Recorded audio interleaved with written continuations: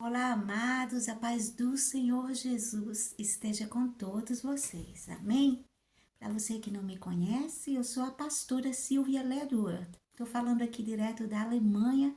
Seja bem-vindo, venha receber da palavra que nos renova, nos fortalece, que liberta, que cura, que é lâmpada para os nossos pés e luz para o nosso caminho, como diz no Salmo 119, 105. Louvado seja Deus e seja abençoado. Amém?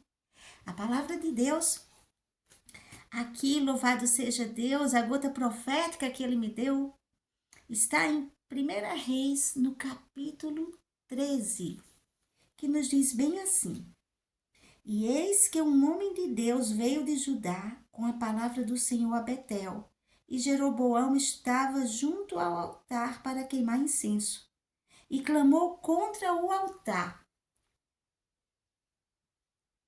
e disse: Altar, altar, assim diz o Senhor. Eis que um filho nascerá à casa de Davi, cujo nome será Josias, o qual sacrificará sobre ti os sacerdotes dos altos, que queimaram sobre ti incenso, e os ossos dos homens se queimarão sobre ti. E deu naquele mesmo dia um sinal, dizendo: Este é o sinal que o Senhor falou. Eis que o altar se fenderá, se rachará, e a cinza que nele está se derramará. Sucedeu, pois, que, ouvindo o rei a palavra do homem de Deus, que clamara contra o altar de Betel, Jeroboão estendeu a sua mão sobre o altar, dizendo: Pegai ele. Em outras versões, prenda-o. Mas a sua mão que estendera contra ele se secou, e não podia tornar a trazer. E o altar se fendeu, e a cinza se derramou do altar, segundo o sinal que o homem de Deus apontara pela palavra do Senhor. Então respondeu o rei e disse ao homem de Deus: Ora a face do teu Deus e roga por mim, que minha mão se me restitua. Então o homem de Deus orou à face do Senhor, e a mão do rei lhe restituiu, e ficou como dantes. Amém? Louvado seja Deus. Meus amados, há poder. Eu já começo dizendo para você: há poder na oração de um justo.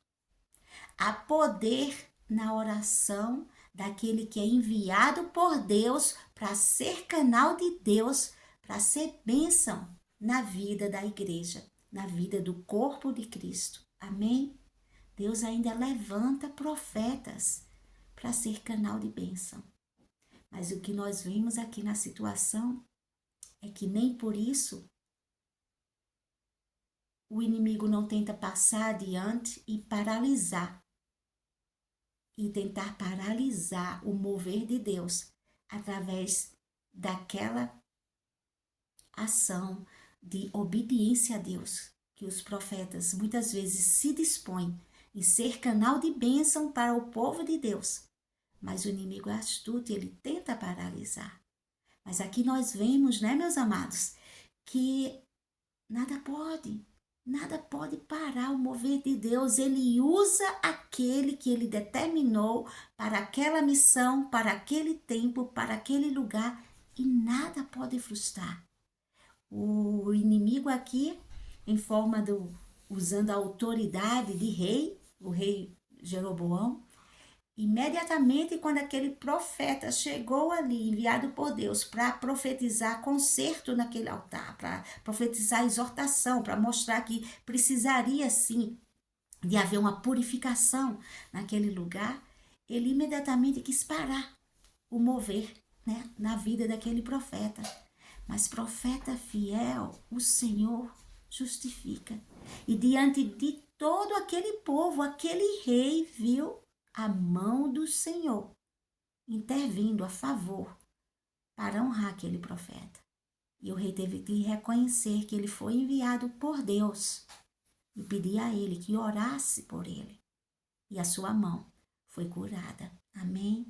Esse contexto aqui, meus amados, de tudo que comecei falando aqui, do profeta vindo ali diante daquele altar, né, enviado por Deus e exortando ali um rei, aconteceu porque nos capítulos anteriores foi quando o rei Salomão ele começou a ser infiel a Deus, a desobedecer ao Senhor, e o Senhor só não tirou completamente o reino da linhagem ali de Davi, né, das mãos de Salomão e dos seus descendentes por amor a Davi. Ele disse que por amor a Davi sempre existiria uma luz em Jerusalém. Amém? O nosso Deus é amor e bondade, e Ele, nas suas promessas, existe o sim e o amém. Não temas, aquilo que Deus prometeu, Ele vai cumprir por amor dele mesmo. Ainda que Salomão não andou nos caminhos do Senhor, ele prometeu a Davi que sempre haveria alguém no trono, e ali ele permitiu que o filho de Salomão, o Roboão, ele fosse o da linhagem que tivesse o reino, não é? E mesmo ele deixando a soberba do poder entrar no seu coração e agindo para desagradar a Deus, mas Deus permitiu aquilo porque era cumprimento do Senhor que viesse a correção sobre o povo de Deus. E quando chega a hora de Deus corrigir o seu povo, ele permite sim, até que as pessoas seguem o entendimento e façam aquilo que não é exatamente o que ele queria, mas para que ele tenha, que do Senhor age diante de princípios, ele tenha dentro dos princípios saber que aquela pessoa quebrou o princípio da obediência e ele pode entrar com a ação que ele precisa. Então fique muito alerta a não quebrar princípios, porque o nosso Deus, ele age. E assim, meus amados, ele, cumprindo a sua palavra, permitiu, né, que o Roboão ele se rebelasse, mas que diante daquilo ele ainda ficasse com duas tribos. Na divisão do reino que houve em Israel, dividido no reino norte e o reino sul, o Roboão, que era descendente da linhagem de Davi, né, filho de Salomão, neto de Davi, ele ficou com duas tribos no reino sul, Judá e Benjamim. E no reino norte ficaram 10 tribos que o Senhor permitiu que saísse das mãos do rei Roboão e foi para a mão do rei Jeroboão, que já tinha sido profetizado, foi outro cumprimento de promessa, através da vida do profeta Aías, que as tribos seriam divididas e 10 seria dada a Jeroboão. Mas olha só o que aconteceu aqui nesse contexto que esse profeta veio profetizar contra o altar de Jeroboão. Ele já sabia que Deus era com ele. Ele já sabia que tinha sido profetizado que haveria divisão e 10 das tribos de Israel pertenceriam a ele. Aqui também em 1 Reis, no capítulo 11, no versículo 38, o Senhor confirma claramente: se fores fiel a mim, eu estarei contigo. E o Senhor sempre vai falar para mim e para você. Sempre a mensagem é tão clara, é tão clara. Se fores fiel a tudo que eu te mandar, eu serei contigo, não temas. Mas muitas vezes o homem esquece e acha que o poder está nas mãos dele, que talvez ele tenha que fazer algo para manter aquele poder, cegado pela sede do poder. Jeroboão achou que tinha que agir com suas próprias forças e ele criou ali uma falsa religião onde as pessoas fossem ali sacrificar holocaustos a um Deus que parecia o nosso Deus, porque as festas eram exatamente igual às festas judaicas, a forma que os sacerdotes que ele levantou se vestiam exatamente como os sacerdotes do Senhor, mas não era nada de acordo com a vontade de Deus. Ele levantava para sacerdote quem ele queria, não era ninguém da linhagem de Davi. Ele criou uma falsa religião, achando que se o povo tivesse o local ali que sacrificar e que adorar a Deus ali onde ele estava, não precisaria sair para Jerusalém. E ele tinha medo que, saindo para Jerusalém, eles se voltassem em comunhão com Roboão, e aí Jeroboão, perdesse o controle das 10 tribos. Sabe por quê? Porque ele já tinha esquecido da comunhão com Deus. Ele já tinha esquecido que o próprio Deus já tinha dito que, se ele fosse fiel, ele não precisava agir com as próprias forças. E quando as pessoas, meus amados, estão no poder e elas começam a agir com a sua própria força, elas começam a agir de acordo com o que eles acham que pode fazer para ter o comando, para ter o controle, elas começam a manipular para que tudo esteja sob o controle deles, é porque a presença do Senhor já saiu e eles nem perceberam. E assim, meus amados, o Senhor mandou conserto para aquele lugar. E ali naquele momento, aquele profeta jovem, ele foi usado por Deus. E a primeira coisa que o inimigo faz, muitas vezes, é pelo poder e pela posição. No caso, o rei Jeroboão, ele pensou, eu tenho o poder, eu tenho a posição, eu tenho o controle. Eu tenho o controle de quem entra e quem sai, eu tenho o controle de abrir e de fechar portas. Então, qual é a primeira coisa que ele fez? Quando o profeta enviado por Deus veio ser boca de Deus para a vida daquele povo, ele achou, quem manda aqui sou eu, prenda-o. E aí, meus amados, é quando o homem pensa que é ele que tem o total controle das coisas sagradas de Deus, que Deus intervém a favor dos seus profetas que andam em retidão e mostra com quem ele está. E ali a intervenção divina veio imediatamente. Se você está em retidão, se você tem andado de acordo com a palavra, não temas. Diante de quem quer que for, que o Senhor te enviar como profeta, como boca de Deus, para anunciar a verdade, para pregar a palavra, para fazer a vontade dele. Não temas. Era um jovem profeta, mas ele não temeu a ordem de um rei, que poderia ser de morte, sim. Mas ele foi no altar e disse o que era preciso ser dito. Porque quando a gente, como servo e profeta de Deus, faz o que Deus manda e diz o que é preciso ser dito, aquilo vai ser testificado nos corações e vão saber que não estamos agindo na nossa carne. Estamos, na verdade, agindo num ato de obediência a Deus, de temor a Deus, de fidelidade a Deus, de amor às próprias almas, que na hora que são exortadas, as escamas saem dos olhos, elas veem exatamente o que é preciso fazer. Qual é o caminho da bênção? Aquele profeta não temeu a Deus, aquele homem, aquele rei, porque ele sabia que precisava temer só a Deus. E Deus interveio por ele. E Deus fez diante de todo mundo ali ressecar e paralisar a mão do rei Jeroboão. E o próprio rei que tentou agir pela força e paralisar o profeta, agora olha para o profeta e vê que Deus é com ele e diz, ora por mim, ora para que a minha mão seja curada. E o jovem profeta orou. Porque quando somos canal de Deus, somos canal de bênçãos até para aqueles que nos perseguem. E o jovem profeta orou e a mão dele foi curada. Porque a oração do justo pode muito em seus efeitos, meus amados. E ali o que foi que ele fez? Ele primeiro tentou pela força. Deus interviu e aí ele tentou pelo controle manipulativo da situação. E ele disse para o profeta, vem para a minha casa, vem comer à minha mesa, eu te darei de comer, de beber. Imagine, quantas vezes nós servos de Deus vemos diante de nós pratos, banquetes, servidos, que parece que é porque querem nos honrar. Mas na realidade, através daquela atitude, é uma atitude de desonra. Porque o que estão querendo é calar a nossa boca.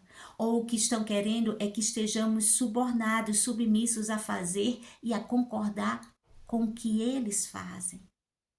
Mas ali naquele momento, aquele jovem profeta olhou para o rei e ele entendeu que era uma cilada, que aquilo não era de acordo com o que Deus tinha ordenado para ele. E ele disse, sem temer, nem que o Senhor me desse todo o reino, eu comeria contigo. eu beberia contigo. Porque a ordem do Senhor foi que eu viesse aqui, que eu entregasse o que fosse e que eu saísse sem comer e beber, sem parar e sem nem voltar pelo caminho que eu veio. E ali o rei se respeitou e ele entendeu que não é todo mundo que está com a unção para colocar o preço de venda. Amém? E ali, meus amados, se tivesse terminado por ali aquela história daquele jovem profeta que vimos aqui no 1 Reis 13, teria sido um lindo testemunho de um jovem profeta fiel a Deus. Amém? Mas as coisas nem sempre são simples assim. A missão dele parecia como cumprida. Ele foi lá, ele fez o que Deus pediu, ele honrou a Deus diante de todas as pessoas ali, ele fez o que fazia e foi de volta. E não voltou pelo caminho que tinha ido. Mas, meus amados, ali, a palavra nos diz que diante daquele grande acontecimento, tinham ali os filhos de um velho profeta. E eles viram tudo o que aconteceram e correram e foram dizer para o pai. E o velho profeta, a saber o que aconteceu, perguntou logo para os seus informantes, para os seus filhos: que caminho foi que esse jovem profeta seguiu? Coloque logo os meus cavalos aqui em ordem e me mostre, e eu vou atrás dele. E ele ali foi atrás dele. Ele chegou no caminho já próximo a Betel. Ele viu num carvalho que aquele jovem profeta estava sentado, havia um jovem ali, e ele perguntou: és tu o jovem profeta que clamou contra o altar? E o jovem profeta disse: sou eu. Profetas têm muitas vezes a revelação de Deus, das coisas que estão acontecendo. Não sabemos tudo porque só sabemos o que Deus permite. Tem coisas que Deus fecha os nossos olhos e não permite. Mas na maioria das vezes, quando estamos em comunhão, Deus nos dá, nós temos o discernimento. Mas aquele jovem que estava cheio de Deus, estava muito exausto, estava muito cansado. Tinha acabado de dizer não para os pratos ali do rei, mesmo com fome. E ele, naquele segundo, naquele momento da fadiga, da fragilidade humana, da fraqueza, ele parou para sentar aonde não devia. Ele pensou que tinha feito a missão cumprida, estava tudo bem, não tinha comido com ninguém. Mas era para ele seguir. Tem horas, meus amados, que não dá para descansar. Tem horas que é prosseguir na fé. Tem horas que é para prosseguir mesmo na pouca força. Fazer não quase do jeito de Deus. Fazer exatamente o que Deus te disse. E aquele jovem profeta parou naquela árvore. E o inimigo ali, em forma de homem de Deus, o alcançou. Aquele velho profeta já não tinha mais a revelação de Deus. Quando a comunhão acaba, quando a presença sai, quantos precisam? Velhos profetas de informantes, porque Deus já não se revela para eles. E ali, meus amados, ele pediu a confirmação, o jovem disse que era ele, e ele disse: venha comer comigo, venha beber na minha casa. E ele disse: eu não posso, porque o Senhor não me autorizou eu beber e comer na casa de ninguém. E ali aquele velho profeta, já corrompido, já sem temor a Deus, ele vai dar um passo além para manipular e para chegar ao controle da situação que ele queria. Quem sabe ele disse: quem sabe eu trago para minha casa, Deus vai usá-lo grandemente para mim. Ele não temia mais nem a Deus, porque quando a presença sai, a mente é cauterizada. E ele, sem nenhum pouco de caráter, sem nem um pouco mais de virtude que um homem de Deus tem, sem retidão, sem santidade, ele não pensou duas vezes e ele disse ao jovem profeta: eu também sou profeta, o que era verdade, mas sem temor nenhum a Deus. Ele disse: e o Senhor me enviou um anjo e me disse que você pode voltar e comer na minha casa. Meus amados, é isso que acontece com velhos profetas que não têm mais temor a Deus. A mentira se torna algo tão natural que chega ao ponto de mentir até com coisas sagradas, para que as coisas cheguem no controle da forma que eles acham que deve sair. E ali aquele jovem fiel, daquele profeta jovem fiel com um ministério tão lindo, que pensou que tinha cumprido a sua missão com perfeição, naquele momento de cansaço e de fraqueza, foi pego pela cilada. Porque, meus amados, foi fácil para ele perceber que os reis Jeroboão, que estava até sacrificando para deuses falsos, um altar completamente corrompido, ele estava fora da direção. E quando o rei chamou para ele comer à mesa dele, ele fez de jeito nenhum, nem que você me desse todo o reino. Mas o difícil é no momento do cansaço espiritual, do cansaço físico, da fraqueza, da necessidade da carne. Ele estava com fome, ele estava exausto. Então, nesses momentos é que nós temos que estar atento para saber se a missão realmente foi cumprida. Porque ali naquele momento a sua carne devia estar gritando sim por comida, por fome. Ele já tinha recusado ao rei. Mas aí veio o falso profeta e disse para ele: você pode comer na minha casa, Deus já autorizou, ele já mandou até um anjo. E aí quando a necessidade muitas vezes é carnal, é tão grande, e vem alguém com um crachá, como homem de Deus, como autoridade espiritual, é aí que a cilada está exposta. É aí que devemos ficar atentos. O Senhor diz: vigiai e orai. Ainda que você seja um homem e mulher de oração, na hora do cansaço, da fadiga, a luta contra a carne e o espírito pode fazer você querer ver coisas boas que parece que vem de Deus, que parece que vai fazer bem, que parece que foi a misericórdia de Deus, que foi favor de Deus, mas não é. Em Provérbios 14, no versículo 12, diz bem assim: há um caminho que parece que é bem aos olhos, que parece que é bem ao homem, mas no final é caminho de morte. Parecia que era bem. Ele está com fome e um homem de Deus dizer: não, Deus mudou a rota. Você está autorizado a agir de outra forma a partir de agora. Parecia tão correto aquilo. Ele deve ter pensado: é a misericórdia de Deus. E não parou e despertou para dizer: Senhor, o que o Senhor me disse foi outra coisa. O Senhor disse que era para eu voltar em jejum, não parar e comer com ninguém. Então, se Ele está dizendo que é do Senhor, que eu posso ir com Ele, eu posso realmente? Meus amados, é muito importante. Quando parece que há qualquer mudança da direção de Deus, que alguém vem entregar, você confirmar com o Senhor. Aquele jovem estava exausto, era jovem, era inexperiente, mas estava exausto. E ele não conseguiu discernir que o espírito que estava operando naquele velho profeta não era mais de Deus, mas era o espírito da mentira, era o espírito da manipulação. E ele foi com ele à casa dele e satisfez o quê? A necessidade da carne. E comeu e bebeu. E no momento que ele estava comendo e bebendo, aquele profeta, que não era mais nem usado por Deus, Deus o tomou e na mesma mesa ele disse: porque tu desobedecestes ao Senhor e comestes e bebestes aonde o Senhor disse que não deveria, o Senhor deu ali um decreto para ele de morte. Você não vai ser nem sepultado com os seus pais.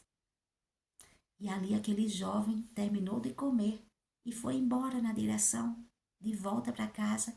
E não demorou muito que um leão o comeu. Não, o leão não comeu, o leão o matou. E a notícia chegou ali em Betel aos ouvidos daquele velho profeta. E aquele velho profeta soube e disse aos filhos: eu vou lá pegar. E sabe o que foi que ele disse, meus amados? Ele disse bem assim: quando ele soube que tinha um jovem morto, que um leão morreu e estava um jovem mais ou menos naquele lugar que ele sabia, ele disse bem assim: deve ser aquele homem de Deus que desobedeceu ao Senhor. Olha só como é fácil denegrir. Olha só como um profeta que não está mais na direção de Deus não teme em manchar a imagem de um homem de Deus que ele sabia que andava com Deus. Ele poderia ter dito com muito remorso no coração: meu Deus, o que eu fiz? Porque eu menti, porque eu manipulei. Eu acabei fazendo um homem de Deus ter o seu ministério morto, acabado. Algo que poderia ser usado para tantas vidas mais. Me perdoa, Senhor. Não, ele nem achou que tinha feito nada. Ele nem achou que o final daquele ministério tinha sido destruído por causa da manipulação dele. Ele achou até de denegrir a ele e dizer: é aquele homem que desobedeceu. Mas ele foi lá. E quando ele chegou lá, ele viu que estava o corpo do jovem profeta de um lado, o leão paradinho do outro e a jumenta. Olha só que situação. Deus quis deixar tão claramente que aquilo dali foi um acerto de Deus com um jovem profeta, porque obedeceu às ordens de quem não devia, porque obedeceu às ordens de quem estava na posição de uma liderança espiritual, mas não andava com Deus, porque obedeceu às ordens daquele que pedia para ele fazer algo que não era e não ia de acordo com a vontade de Deus. Aí Deus deixou claro que houve um conserto de Deus com o jovem profeta, apesar dele ter começado bem o seu ministério. Meus amados, muitas vezes tem pessoas que dizem: não, eu estou sob a direção espiritual daquela pessoa, daquele ministério, então eu tenho que obedecer, porque eu tenho que honrar quem Deus coloca em autoridade. Aí é com ele e Deus. Sabe o que é que Deus mostra para nós aqui na palavra? Não é com ele e Deus, não é com liderança que não está agindo de acordo com Deus que ele só vai ter que chegar para Deus para pagar o que está fazendo de errado, fazendo os outros pecarem. Aquele que peca junto tem a mão de Deus para vir com conserto também. Aquele que escuta a voz de quem não deve e faz o que é contra a vontade de Deus, houve um preço aqui, e o preço foi com a própria vida. Fica atento, porque há um peso quando Deus coloca no nosso coração o discernimento do certo e do errado, o que é honesto, o que é desonesto, o que é verdade, o que é mentira. E se você se compactuar, a mão de Deus vai pesar sobre todos. Fica atento. Aqui, aquele jovem profeta, Deus mostrou que foi um conserto de Deus, porque o leão nem chegou a tocar. Um leão ataca e come, porque quando ele ataca, ele está com fome. Ele poderia ter atacado primeiro e comido de cara a jumenta. Não, a jumenta ele nem tocou. Ele foi direto no homem e mesmo assim não comeu, porque a palavra do Senhor disse na hora que ele tomou o velho profeta ali, dizendo a sentença de morte daquele jovem profeta, que ele não seria nem enterrado com os pais. Então, haveria sim, não seria só ele não viraria simplesmente comida no estômago do leão. O corpo ficaria, e assim foi feito. E assim foi feito. Tema ao Senhor. Esteja na posição. O que matou o ministério daquele homem de Deus foi a fofoca através dos jovens que informaram ao seu pai, foi a mentira através de um velho profeta que não tinha mais temor a Deus e mentiu dizendo que o anjo tinha aparecido, e foi a manipulação de um velho profeta que não andava mais com Deus e não tinha temor e remorso nenhum em manipular o que fosse preciso para conseguir o que ele queria. E hoje o Senhor vem aqui me pedir para ser boca de Deus para você e dizer: arrependa-te. Arrependa-te. Não compactua com o que está errado, porque a mão de Deus pesa sobre aquele que sabe o certo e o errado e escolhe compactuar com o errado. Fica atento e não compactua com a fofoca, porque a fofoca destrói ministérios, destrói sonhos, destrói casamentos, destrói vidas. E a palavra de Deus nos diz em Amós 3:5 que ele não tem o culpado como inocente. Haverá um peso sobre tudo que fazemos, porque, meus amados, você pode plantar o que quiser.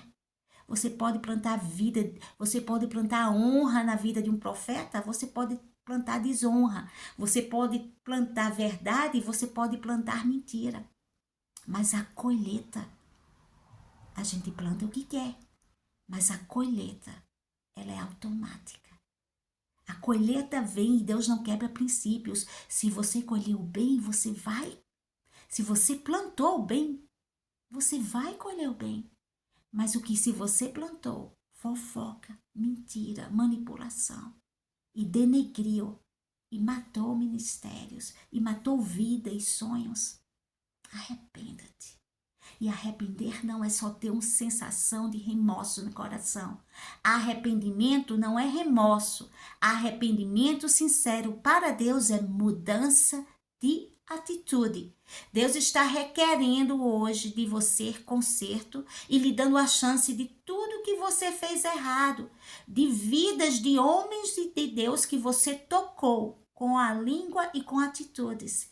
E o Senhor te dá a nova chance de mudança de atitude, para que haja bênção para a sua vida, para que você possa no ano de 2024 colher, ainda que não tenha plantado o que era bom em 2023, mas se arrepender diante do Senhor, se humilhar de coração e buscar um favor de Deus para uma colheita de bênção em 2023. Amém?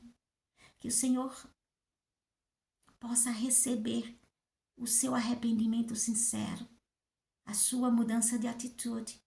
O Senhor corrige, meus amados, mas que a mão do Senhor venha corrigir com a bondade dele diante da sua mudança de atitude. E assim você possa dizer: eu venci. O inimigo não me manipula, não me toca mais, porque eu quero ser fiel a Deus. Eu quero ser limpo. Eu quero ser santo. Eu quero viver as promessas que Deus tem. E para isso, eu não vou permitir que nada manche o meu altar, o meu ministério, aquilo que Deus tem para mim. O que Deus tem para ti está nas tuas mãos. Tem promessas que, para ser cumprida, precisa apenas que você seja fiel, seja obediente, conserte os seus erros para colher o melhor de Deus para a sua vida neste ano. Em nome de Jesus. Amém. Amém e amém. Receba esta palavra, porque o Senhor ministrou ao meu coração que ela é o caminho da bênção. Ela é a resposta para aquilo que você perguntava a Deus.